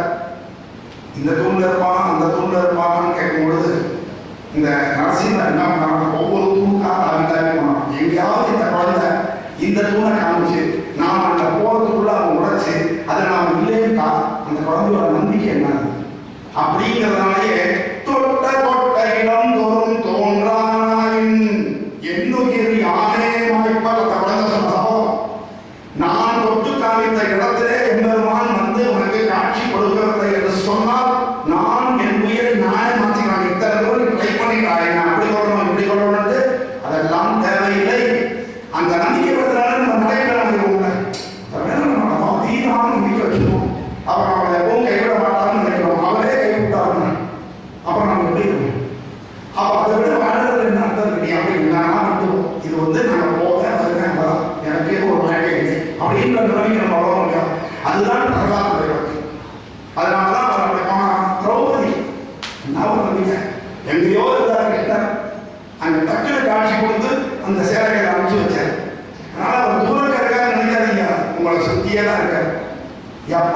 இருந்தாலும் அவசியம் இருக்கிற மாதிரி கூப்பிட்டோம்னா தருது என்று ஆறுதல் எழிலோ. இப்போ நானே சொல்லிட்டேன் அவங்க சாப்பிட நீங்க வருவீங்கிறத நானே சொல்லிட்டேன். நன்று பின்னால் நலமுடன் பகைவர வென்று அயோத்தி வேந்தன் ஆகி அன்று திருமொழி ஆரியன் ஏற்குமே. ஆரியன் அப்படிங்கிற வார்த்தைக்கு வசதியான அர்த்தம் நல்லா புரிஞ்சுக்கணும். ஆரியன்னா உயர்ந்தவன்.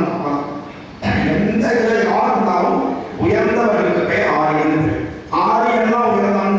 ஆரியன் ஒரு இனம், திராவிடன் ஒரு இனம், வள்ளுவன் அப்படிங்கிறதெல்லாம் வரலாற்றாசிரியர்கள் எழுதியிருக்காங்க. தவிர அதை விட ஒரு கொடுமை என்ன தெரியுமா, இவங்க வரப்போற விஷயம் ஆரியன் திராவிடர்கள் எல்லோரும் சூத்திரர்கள் சொன்னாங்க.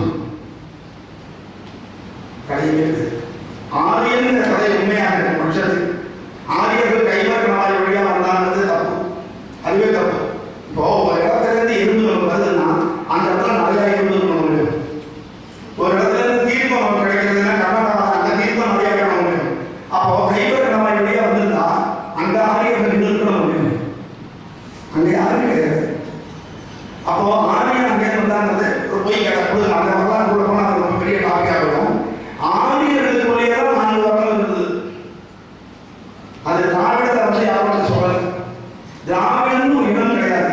இந்த திராவிட தேசம்னு ஒரு தேசம் உண்டு, அவ்வளவுதான். இந்திய வரைக்கும் தெற்க இருக்கிற பகுதி திராவிட தேசம், அவ்வளவுதான். மற்றபடி திராவிடம் இப்பவும் நம்ம தமிழ்நாட்டில் இருக்கிறவங்க தான் திராவிடம் பேசுறோமே தவிர அந்த திராவிடத்தோடு சேர்ந்த கன்னடத்துக்காரனும் தெலுங்குக்காரனும் மலையாளத்துக்காரனும் என் குடும்பம்னு தூண்டுருக்கு அவனும் கூட தன்னை யாரும் திராவிடன்னு சொல்லிக்கிறதில்ல. அங்க போனா கன்னடியன் தான், இங்க போனா தெலுங்கன் தான், இங்க போனா மலையாளி தான். நாம மட்டும்தான் தமிழன் கிடையாது, நம்மதான் திராவிடன். இதை ஏன் நமக்கு புரியலன்னு தெரியல. தமிழன் தமிழனா இருக்கும், மற்றவங்க மதிப்போம், அவ்வளவுதான். நாடு யாருமே ஆட்சி பண்றோம். இந்தியாவை பொறுத்தவரை தமிழ்நாடு தமிழ் ஆளணும், தெலுங்கு நாடு தெலுங்கு ஆளணும் தான் ரூல்ஸ் கிடையாது.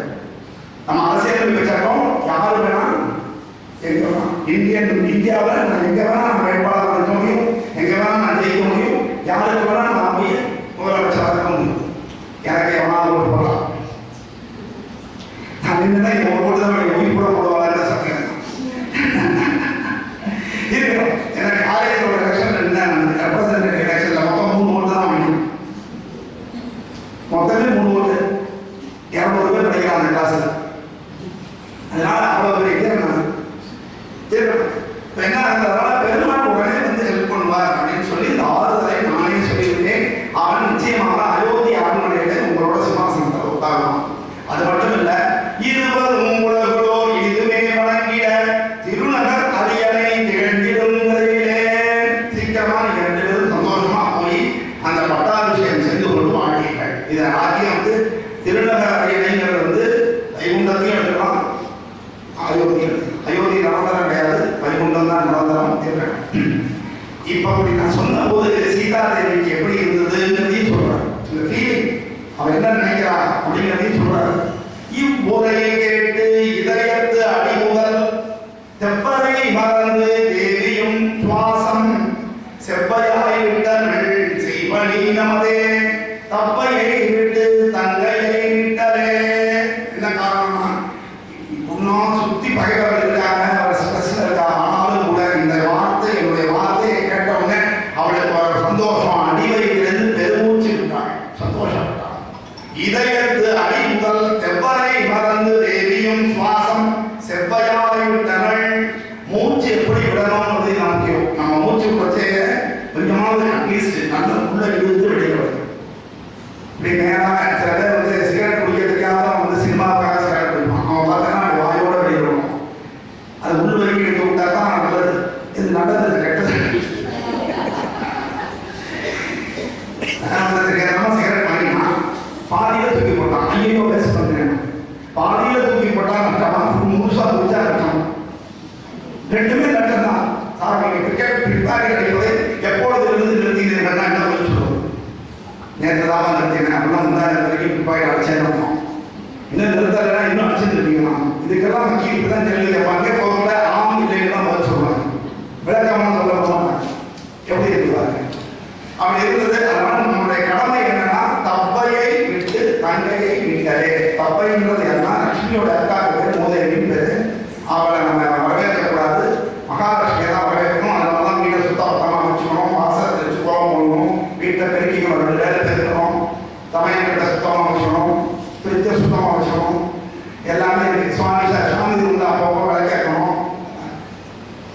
அப்பதான் சொல்றாரு ராமருக்கு தான் முக்கியமாக வந்து டைம் இல்லை, ஒரு மாசம் தான் இருக்கு, நமக்கும் டைம் முடிய போகுது. அதனால பார்த்தா ஆகுக ஆகுக அப்படியே ஆகுக ஏகுக எரிநகர் ஏகுக எரிந்து போன நகர் எரிகின்ற இப்போ அவங்க சொல்றாங்க எரிகின்ற நகர் இனிமேலும் எரிய போகின்ற நகர் அப்படின்னு சொன்னதான் நெருங்கிற நேற்று வரைக்கும் பிரச்சனை தான். அது எரிந்த நகர் தான். இந்த அவ்வளவு பிரச்சனை எத்தனை தமிழர்கள் கொல்லப்பட்டார்கள், எத்தனை பிரச்சனை இங்கே ராணுவம் போய் அது உண்மையாக எத்தனை சண்டை எத்தனை பேர் கொல்லப்பட்டார்கள். அதனால அதர்மம் இருந்ததுன்னா அந்த இடத்துல அடிப்படை தொடரும். அதுதான் விஷயம். அந்த அதர்மத்துடைய ட்ரேஸ் கம்ப்ளீட்டா காலியாக வரைக்கும் இந்த பிரச்சனைகள் இருக்கும். காலத்தன் முறை கலைந்தது சோதே வேக வெண்படை விரைந்தது பண்ணினான். ரூட் தெரியுமா இருக்கும், புதுசாக தேடி தான் கஷ்டம். ஆஞ்சநேயர் போன ரூட்டு தெரியும், கூட்டிட்டு போயிடுவார் ஷார்ட்கட்ல. அதனால வெற்றி நிச்சயம் அப்படிங்கிறத அதனால வந்து வரஸ்வதி மட்டும் ஒரு பாட்டு சொல்லிட்டு இருக்கிறோம். ஏன்னா ஒரு விஷயம் சொன்னோம்னா அதனால என்னையா எனக்கு பார்க்கணும்னு கேட்கறது நம்ம பழக்கம். அதாவது பக்தி பண்ணணும், ஸ்தோத்திரம் பண்ணணும், வழிபடணும் அப்படிங்கிறது நமக்கு கடமை. அதுக்கு பலன் எதிர்பார்க்கக்கூடாது. ஆனாலும் எல்லாராலையும் அது இருக்க முடியும். அதனால சில பலன்கள் எல்லா இதுலையுமே சொல்லுவாங்க. சொன்னா நிச்சயமா இந்த பலன் உண்டு அப்படிங்கிறதாக பிறர் துயர் துடைக்கும் விராட்டி துயரை அறமதன் வடிவின் ஆதவர் குலத்தவன் மரமதால் மாற்றிட மருதி புரிந்தவை கலந்தவால் தன்னில் கற்கண்டு போலுமே. அஸ்காசக்காய் போடுற கல்கண்டு போடும். கலந்தவால் மாட்டிலேருந்து கலந்தது தண்ணி ஊதாம அழகா துண்ட காய்ச்சி அதில் அந்த கல்கண்டி போட்டு அது அமர்த்தி சாப்பிட்டா அது போன்ற சுகமானது இந்த சுந்தரகாண்ட பாராயணம் அப்படிங்கிறதாக. இடர் கடல் அடுத்தவர் இடர்களை அனுமனின் சுடர்மிகு செயல்களை சுடரொளி விளக்கினில் இடமிகு மனதுடன் இருந்த சொல்லவே அடர் மிகு இளைஞரும் அகன்றிடும் உணர்கவே.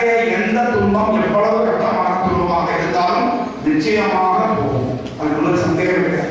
10 மாசம் காத்திருக்கிறவங்க நம்மளும் சில மாசங்களோ சில நாட்களோ காத்திருக்கிற மாதிரி இருக்கும்.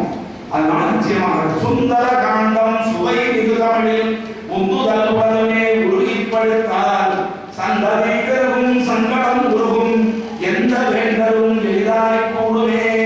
சங்கடம் போகும், சந்ததி பெருகும். நிச்சயமா எனக்கும் அந்த நம்பிக்கை இருக்கு. என் வீட்டில் சந்ததி பெருகணும் அப்படின்னு நான் ரொம்ப நினைக்கிறேன். நீங்க எல்லாரும் அந்த ஆசீர்வாதம் பண்ணணும் அப்படிங்கிறதாக பிரார்த்தனை. ஏன்னா இப்பவுமே ஒருத்தருக்காக மற்றவங்க பண்ற பிரார்த்தனை ரொம்ப விசேஷம். அவங்களும் பண்ணணும், மற்றவங்களும் பண்ணணும். அப்பதான் அந்த பிரார்த்தனைக்கு மதிப்பு ஜாஸ்தி. அதனாலதான் நம்ம கூட்டு பாராயணம் வைக்கிறோம். கூட்டு பாராயணத்துல நமக்கு இல்லை, நாம அடுத்தவர்களுக்காக செய்யணும். அதுக்காகவாது எல்லாரும் அதான் முக்கியம். சமுதாய கடமையும் நம்ம ஒன்று இல்லையோ, அதுக்காக தான். முடியாது என்பது மூல நட்சத்திர அடியார் என்றும் அவனியில் இல்லை. இடியா வருகிற இடைஞ்சல் தாமும் பொடியாய் போகும் பொங்கும் இன்பமே. எப்படி இடி போல பிரச்சனை வந்தாலும் அது பனி போல கிடைக்கும். அதான் சொல்லுவோம், கூட்டு தயாரிக்கும் போதே சாதியும் சேர்த்துதான் தயாரிக்கப்படுகிறது. எங்கேயுமே வெறும் கூட்டை யாரும் தயாரிப்பது இல்லை. ஆகையினால பிரச்சனையை கொடுக்கின்ற பெருமாள் அதற்கு தீர்வையும் கொடுக்கின்றான். தீர்வோடு தான் பிரச்சனையை கொடுப்பான். அதனால பிரச்சனை வந்தா தீர்வு உண்டு. அடியாருக்கு அடியவன் ஆண்டவன் வைணவ குடியாருக்கு இதுவே குறியான். அதனால் பிடியாய் பிடித்தால் அதான் சகனாதி லேசா பிடிக்கப்படாது. இதுக்கு முடிச்சுடணும். உன் கால் தான் நான் உடைய விட்டா எனக்கு நாளே கிடையாது. நீ என்ன உதச்சாலே அடிச்சாலே எதுவாக இருந்தாலும் சரி பழங்காலத்து பொம்மாட்டி மாதிரி உன் காலை பிடிச்சிடும். ஏன்னா அவன் ஒருத்தன் புருஷம் பண்ணணும். நம்ம எல்லாருமே பெண்கள். ஆகையான அவன் காலை நோக்கணும். பெண்ணா மட்டும் அர்த்தம் இல்லை. ஒரு தாத்து புருஷோத்தமா நம்ம மட்டும்தான். நம்ம எல்லாருமே ஜீவாத்மா. ஜீவாத்மாக்கள் கூட பரமாத்மாவுடைய காலத்தை இறுக்கி பிடித்துக் கொள்ள வேண்டும். பிழை இருந்தவனே அறியார்களும் அனுமன் கூடவே. அதுலேயும் ஆஞ்சநேயர் கேட்டவனே கொடுத்துருவார். நிச்சயமாக அவர் பவர்ஃபுல். எனக்கு நான் பிறருக்காக வேண்டிய எல்லா விஷயமும் நடந்தது. முதல்ல எனக்காக வேண்டினேன், அதுலேருந்து நடந்தது. அப்புறம் பிறருக்காக வேண்டிய நம்ம பிரார்த்தனை குலத்திலையும் நிறைய பேர் வச்ச பிரார்த்தனைகள் நடந்தது. என்னன்னா நம்ம கிறிஸ்தவ மாதிரியோ அந்த மாதிரியோ நம்ம வெளிப்படையாக சொல்லிக்கிறது வெட்கப்படுறோம். ஆனால் வெட்கப்படக்கூடாது. நம்ம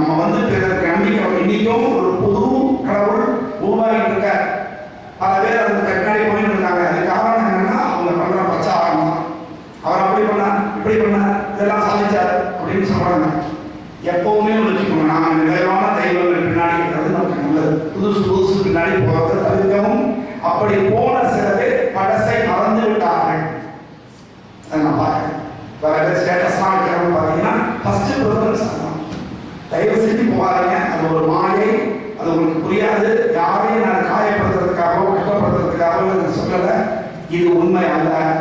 ஏனென்றால் பெருமாளால் செய்ய முடியாத ஒரு விஷயத்தை இன்னொருத்தரால் செய்ய முடியும். செஞ்சால் நம்ம ஆன்மீகம் போய் நீங்க பெருமாளுக்கு வேற சிவன் நினைச்சீங்களா வச்சுக்கங்க, தப்பே கிடையாது, அது உங்க இஷ்டம். ஆனால் மூலமாக இருக்கிற அந்த தெய்வங்களை மீறி எதுவும் நடக்காது. அதனால புரிஞ்சுக்கோங்க. இன்னைக்கு இருக்கிற வைத்தியவழியாக நாம பழமையை மறந்து புதுசுக்குள்ள போகக்கூடாதுங்கிற காலத்தில் ஒரு கருத்து கொண்டு இந்த அளவில் இதை நிறைவு செய்யணும். அஞ்சிலே ஒன்று வென்றான் அஞ்சிலே ஒன்றை தாவி அஞ்சிலே ஒன்றாக ஆரியற்காக ஏகி அஞ்சிலே ஒன்று பெற்ற நன்மை கண்டையலாரோயின் அஞ்சிலே ஒன்று வைத்தான் அவன் நம்மை எடுத்து காப்பான். அஞ்சிலே ஒன்றை தாவி அது கடல், அஞ்சிலே ஒன்றாக காற்று,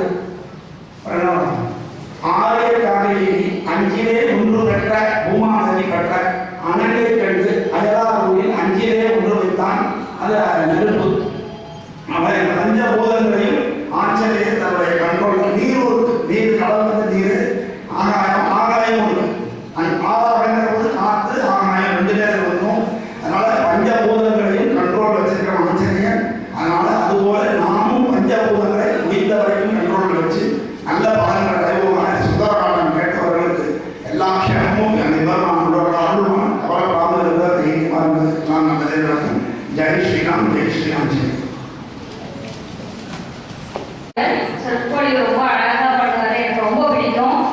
அது மெயினா சுந்தரகாண்டம் வார வாரம் கோஷ்டியில வந்து படிக்கிறது, அது நிறைய ரொம்ப நாளா நினைச்சுட்டே இருந்தேன் அதுக்கு அர்த்தம் நான் தெரிஞ்சுக்கணும்னு.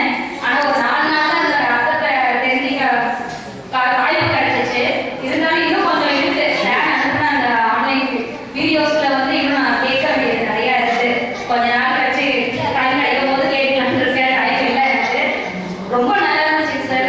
வருஷம் வருஷம் நீங்க இதே மாதிரி சொற்பொழிவு பண்ணணும் சார். எங்களுக்கு நிறையா இதுலேருந்து நாங்கள் நிறையா கற்றுக்கிறோம். ரொம்ப ரொம்ப நன்றி சார். எனக்கு ரொம்ப ரொம்ப பிடிக்கும் சார். அதுவும் அந்த லாஸ்ட் அஞ்சிலே ஒன்று பெற்றாங்க அந்த அர்த்தம் நான் ரொம்ப நாளாக வார வாரம் அதை சொல்லும் போது தான் நான் நினைப்பேன் அதுக்கு என்ன அர்த்தம், அதுக்கு என்ன அர்த்தம் நம்ம தெரிஞ்சுக்கணும் நீங்கள் தெரிஞ்சுக்க சார். ரொம்ப ரொம்ப தேங்க்ஸ். எல்லாருமே வந்து இது போல இன்னும் நிறைய பேர் கூட்டிக்குவாங்க. நம்மளால நம்ம தெரிஞ்சுக்கிறது அடுத்தவங்களுக்கு தெரிஞ்சுக்கணும்னு நினைக்கிறது ரொம்ப ரொம்ப விசேஷமான விஷயம். அதனால இன்னும் பக்கத்து இருக்கிறவங்களுக்குலாம் ஒரு மோட்டிவேட் பண்ணி நீங்க வாங்க நம்ம கற்றுக்கலாம் அப்படின்னு அழைச்சிப்பாங்க. குழந்தைகள்லாம் வந்தாலும் பேசிட்டு இருந்தாலும் ஏதோ ஒரு நாள்ல ஏதோ ஒரு நிமிடத்துல ஷேர் பண்ண அந்த விஷயம் அவங்களுக்கு வந்து ஞாபகத்துக்கு வரும். அதனால அவங்களே அறியாம அவங்க மைண்ட்ல ஏறும். அதனால குழந்தைகளையும் அழைச்சிப்பாங்க. ரொம்ப நன்றி சார். ரொம்ப தேங்க்ஸ்.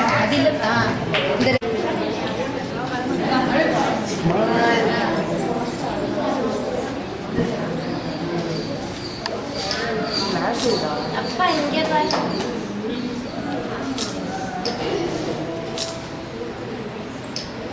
நான்